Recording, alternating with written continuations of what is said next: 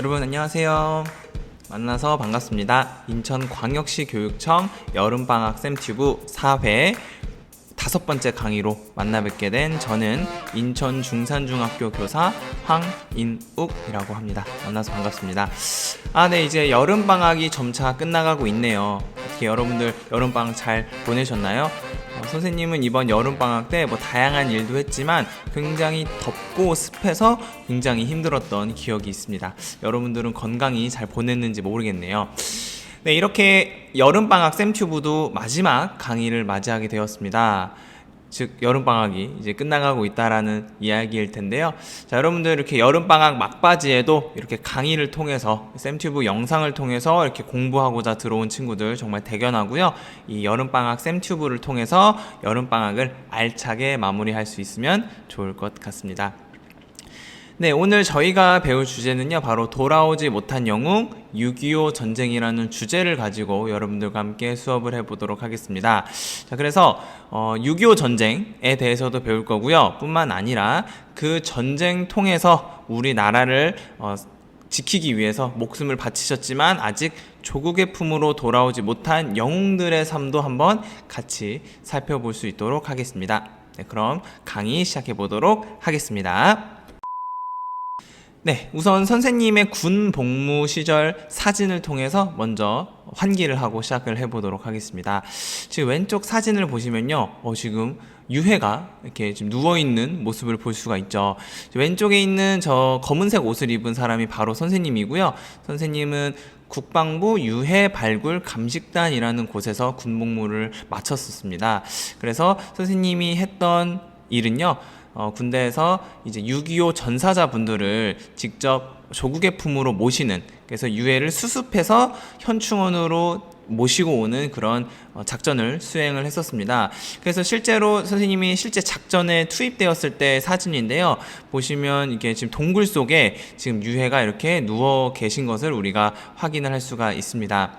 자, 그래서 실제로 정말로 많은 분들이 목숨을 바쳐서 우리나라를 지키기 위해서 싸우셨지만 아직 이렇게 사냐에 묻혀 계시고 아직 조국의 품으로 돌아오지 못한 분들이 굉장히 많습니다. 한 10만 명이 넘는 분들이 아직 조국의 품으로 돌아오고 있지 못하고 계신데요. 선생님이 이제 군복무를 하면서 이 6.25 전사자 분들, 특히 아직 돌아오지 못한 영웅분들에 대해서 수업 시간에 꼭 아이들에게 이야기를 해줘야겠다라는 생각을 하게 되었고요. 그래서 이번 계기를 통해서 여러분들에게 6.25 전사자, 특히 6.25 전쟁 통해서 돌아오지 못한 수많은 영웅들의 삶에 대해서 이야기하는 시간을 가져보고자 합니다. 그래서 오른쪽 사진을 보면 굉장히 웃고 있죠. 제가 저녁 하는 날 찍은 사진입니다. 그래서 그들을 조국의 품으로 라는 어떤 기치 아래 저희 유해 발굴 감식 작전을 정말 열심히 수행을 했었고요. 그래서 이분들의 삶, 돌아오지 못한 이들의 삶도 한번 6.25 전쟁을 통해서 한번 살펴볼 수 있도록 하겠습니다.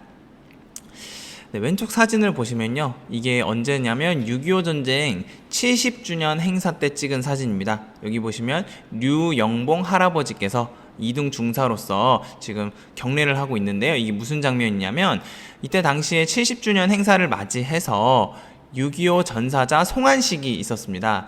그때 류영봉 2등 중사께서 대표로 복귀 신고를 하고 있는 그런 장면인데요.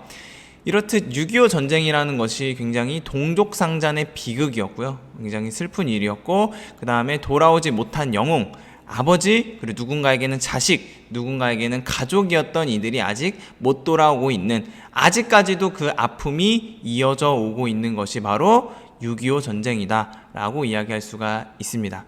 자, 그래서 한번 6.25 전쟁의 전체적인 전개 과정을 한번 살펴볼 거고요. 그 다음에 돌아오지 못한 영웅들의 삶도 지켜볼 수 있도록 하겠습니다. 6.25 전쟁을 살펴보기에 앞서서 먼저 1948년의 상황을 먼저 살펴볼 수 있도록 하겠습니다. 혹시 우리나라가 일제강점기를 겪었던 것은 기억을 하죠? 자, 혹시 일제강점기가 언제 끝났는지 그 연도를 기억을 하고 있는 친구가 있을까요? 어렵나요? 우리나라는 일본으로부터 1945년에 해방이 되었습니다. 자, 그리고 지금 우리가 배울 연도는 1948년, 즉 해방 이후 3년의 시간이 흐른 이유인데요. 그렇다면 해방하고 나서 3년 동안은 어떤 상황이었느냐? 바로 남쪽에는 미군정이, 그리고 북쪽에는 소련의 정부가 들어서서 각자 분할 통치를 하고 있었던 그런 상황이었습니다. 그 이후에 3년의 시간이 지나고 1948년 드디어 우리의 손으로 나라를 세울 수 있게 되었지만 아시다시피 한민족이 둘로 쪼개지게 되었습니다. 자, 그래서 1948년 8월 15일에는 남쪽에서 대한민국 정부가 수립이 되었고요. 초대 대통령은 바로 이승만 대통령이었습니다. 왼쪽에 사진이 있죠. 자, 그 이후에 북한도 1948년 9월 9일 남한 이후죠. 남한이 정부가 수립된 이후에 북한 정부가 수립이 되고요. 조선민주주의 인민공화국이 수립이 됩니다. 그리고 초대 수상으로서는 여기 김일성이라는 사람이 수상을 하게 됩니다. 자, 이렇게 남북한이 쪼개지는 상황에서 북한은 불법 남침을 준비하게 됩니다. 자, 그래서 북한과 이제 친한 나라가 있죠. 공산주의 국가인 소련과 중국에 찾아갑니다. 김일성이. 그래서 우리 남한을 무력으로 통일하고 싶다. 우리를 도와달라라고 이야기를 하게 됩니다. 그래서 소련은 대소형 함정을 30여 척을 지원을 해주고요. 뿐만 아니라 항공기는 90여 대, 그 다음에 기술 지원을 통해서 북한 내 무기 생산이 가능하도록 소련이 지원을 했고요. 자, 뿐만 아니라 중국 같은 경우는 중국 인민해방군 2개의 사단을 북한에 지원을 할 정도로 적극적인 지원을 펼치면서 북한은 서서히 불법 남침을 준비하고 있는 상황이었습니다. 자, 이러한 상황에서 어떤 일이 벌어지냐면 바로 미국의 국무장관이었던 애치슨이라는 사람이 있었습니다. 근데 이 애치슨이라는 사람이 지도에다가 선을 쭉 그으면서 무슨 말을 하냐면 이 선 동쪽까지만 우리 미국이 지키겠다. 이 라인 서쪽은 우리가 관여하지 않겠다라는 선언을 하게 됩니다. 그걸 우리가 애치슨 라인이다 라고 이야기를 하는데요. 자, 여기 잘 보시면은 애치슨 라인이 일본은 포함하고 있지만 대한민국은 포함하고 있지 않죠. 자, 이것을 보고 북한이 결심을 하게 됩니다. 우리가 남침을 하더라도 미국은 한국을 도와주지 않을 것이다. 이런 판단 아래 소련과 중국의 지원을 받아 북한은 남쪽으로 불법 남침을 하게 됩니다. 자, 그래서 북한이 남침을 하게 되는데요. 근데 이거를 좀 헷갈리는 친구들이 있더라고요. 북침 아니냐, 남침 아니냐. 이게 좀 헷갈리는 친구가 있는데 우리가 침이라고 할 때는 그 방향을 가리키는 겁니다. 그래서 북한이 남쪽으로 침범했기 때문에 우리가 남침이다라고 이야기를 하죠. 자, 이렇게 북한의 남침이 6월 25일, 1950년 6월 25일 날 시작이 됩니다. 하지만 당시에 북한은 소련과 중국의 지원을 받고 있었지만 남한은 그러지 못한 상황이었습니다. 그래서 대한민국은 초반에 속수무책 당하게 되죠. 그래서 오른쪽을 보시면 3일 만에 서울이 점령이 됩니다. 수도 서울이 전쟁 시작 3일 만에 점령이 되고요. 뿐만 아니라 이 전쟁 발발 이후 27일 만에 한 달도 되지 않아서 대전이 뚫리게 됩니다. 자, 그래서 3개월 만에 점 계속 밀리면서 결국 최종 방어선인 낙동강 방어선, 즉 대구 직전까지 북한이 차지를 하게 됩니다. 자, 그러면서 대한민국 정부는 수도 서울에서 임시 수도인 부산으로 옮겨가게 되는 그런 상황이 펼쳐지게 됩니다. 어떻게 보면 대한민국 입장에서는 절체절명의 위기에 빠지게 된 것이죠. 자, 이런 상황에서 전세가 역전될 수 있었던 계기를 마련한 작전이 바로 유명한 인천 상륙 작전입니다. 바로 우리가 살고 있는 이 인천에서 바로 6.25 전쟁의 전세 역전이 일어나는 드라마틱한 장면이 연출이 되는 것이죠. 자, 당시에 유엔군 사령관이었던 메가더 장군은 생각을 합니다. 지금 낙동강 방어선까지 밀렸는데 이것을 살리기 위해서는 어떻게 할까? 우리가 인천에 들어가서 북한군의 허리를 끊어버린다면 다시 올라갈 수 있겠다라는 생각을 하게 됩니다. 그래서 세계 3대 상륙작전이라고 사람들이 평가하기도 하는데요. 이 인천 상륙작전을 성공으로 마치게 되면서 북한군은 오히려 몰리게 됩니다. 전세가 역전이 되면서 이제 낙동강 방어선에서 우리 유엔군과 국군은 점차 북쪽으로 올라가게 됩니다. 그래서 1950년 9월 28일에는 바로 수도인 서울을 다시 수복을 하게 되고요. 뿐만 아니라 이제 북진을 하게 됩니다. 그래서 50년 10월 1일에는 바로 38선을 돌파를 합니다. 그래서 이 38선을 돌파한 것을 기념으로 해서 지금 현재 대한민국 10월 1일은 국군의 날로 우리가 기념을 하고 있는 것이죠. 그래서 여러분들 달력을 보시면 10월 1일에 국군의 날이라고 적혀 있을 겁니다. 그 이유는 6.25 전쟁 당시에 10월 1일 날 38선을 돌파한 것을 기념으로 한 것이다 라는 것을 여러분들이 알아두면 좋을 것 같습니다. 자, 뿐만 아니라 계속 북진을 이어간 국군은요, 1950년 10월 26일에 압록강까지 도달하면서 이제 통일이 될 것이다 라고 많은 사람들이 예측을 한 상황에서 안타깝게도 지켜보고 있던 소련과 중공군이 참전을 하게 됩니다. 그래서 어마어마하게 많은 중국인들 그리고 소련의 전투기가 남쪽으로 몰려오게 되면서 유엔군과 국군은 점차 후퇴를 할 수밖에 없었습니다. 왜냐하면 수적 열세를 극복하지 못했기 때문인데요. 그래서 계속 내려왔다가 나머지 2년 동안은 요 38선 부근에서 계속 전투가 이어지다가 결론적으로는 바로 휴전에 들어가게 되었고요. 지금 현재 2022년 대한민국도 현재 휴전 상태다. 아직 전쟁이 완벽하게 끝난 것은 아니다라는 것입니다. 자, 이렇게 중공군 그리고 소련군의 참전으로 인해서 다시 후퇴를 하게 되고요. 또 그 이후에 2년 동안 38선 부근에서 계속 치고받고 싸우다가 결론적으로는 1953년에 휴전을 맺게 되는 것입니다.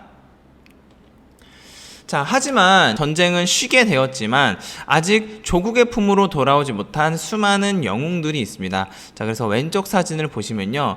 당시에 이게 6.25 전쟁 때 쓰였던 수통인데요. 자, 여기 보시면 잘 보시면 한자가 새겨져 있는 것이 보일 겁니다. 그래서 여기 보면 아마 장복동이라고 적혀 있는데요. 이게 그때 당시에 참전했던 용사의 성명입니다. 자, 그래서 당시에 이 수통에다가 자신의 이름을 남기고 싶어서 총알 같은 걸로 긁었다고 해요. 그래서 열심히 긁으면서 이 수통 한자루에다가 자신의 이름을 새기려고 했던, 그래서 혹시라도 잊혀질까 두려웠던 당시 장복동 용사의 어떤 모습을 우리가 상상을 통해서 확인을 할 수가 있겠죠.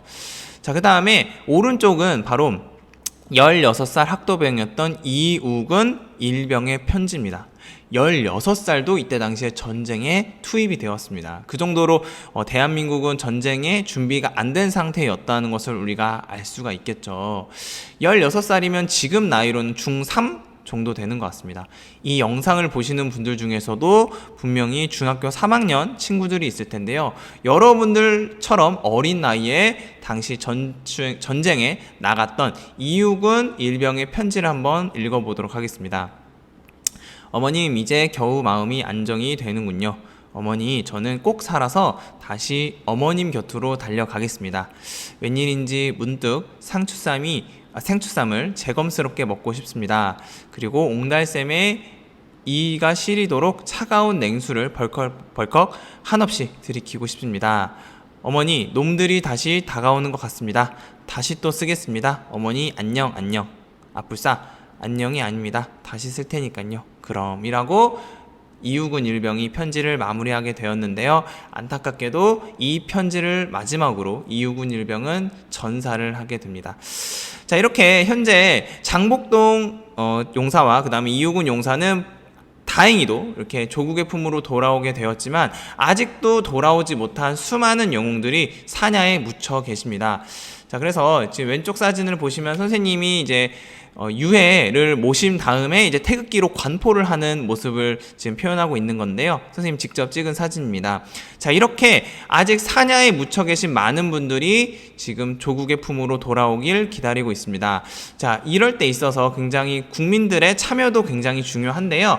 자, 여기 보시면 6.25 전사자들의 가족을 찾는 그런 사업을 국방부 유해발굴 감식단에서 지금 진행을 하고 있습니다.